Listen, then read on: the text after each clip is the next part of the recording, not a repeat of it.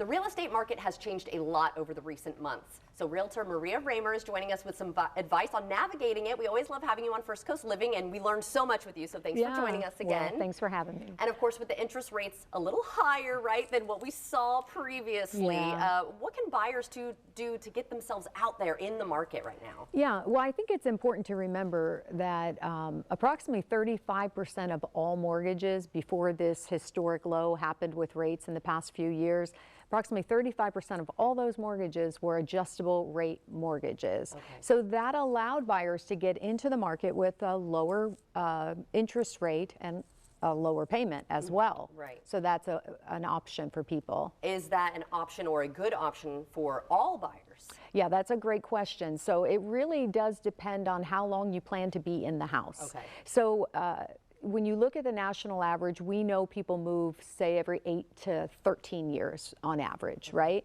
So most people will never pay off that 30-year mortgage. So here they are shopping rates on a 30-year mortgage, knowing they'll never be in the house that long. And my understanding, like from the people I work with and just seeing the timeline of customers coming back to me, it's a lot shorter than that. I mean, most people move, I see, every 3 to 5 years. So when you think about that, it would be good to be in an ARM and get that lower payment, get that lower interest rate, and look at later on if you had to refinance, if you for some reason stayed in there longer.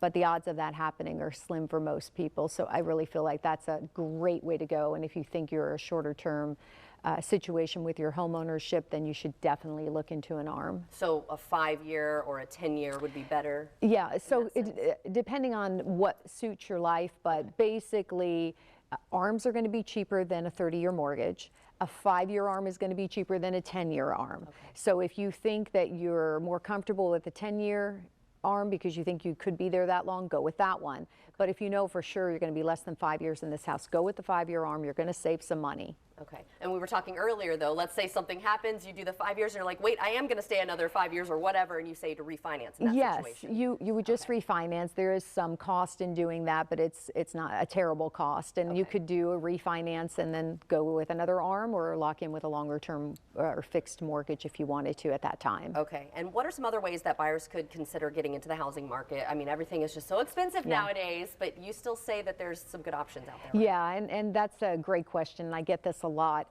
Condos, townhouses, attached homes are always cheaper than single-family properties, right? So if you're wanting to get into the real estate market and be a homeowner, buy one of those properties to get you started.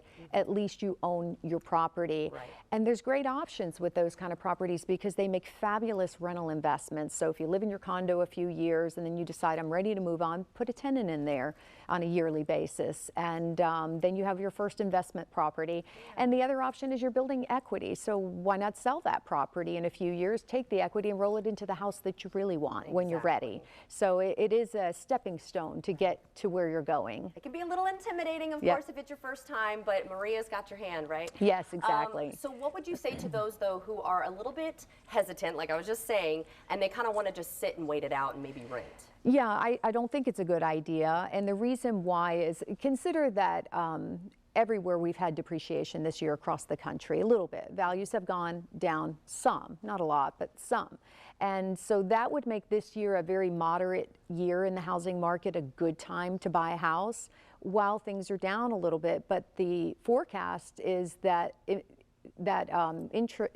equity will start increasing, appreciation will kick back into the market starting in 2024 and beyond. So you're going to pay more a year from now than you will now at this time. So it would be cheaper for you to still, buy a home. And rental rates are not locked in. They're constantly going up and they're historically high right now. So you're not going to save any money sitting on the fence in a rental, paying off someone else's note, when you could be in a property paying off your own note and, getting that appreciation next year and the years beyond when it starts kicking back in. Yep, great advice, as always. Thank you so much for helping us navigate that, of course, because it seems like it always is changing. Yes. But if someone needs a little bit more help with you, or from you, I should say, how can they get in touch with you? MariaRaymer.com. Wonderful, easy enough. Good to see you again, as you always. too. And if you'd like to see this interview again, you can head to our website as well.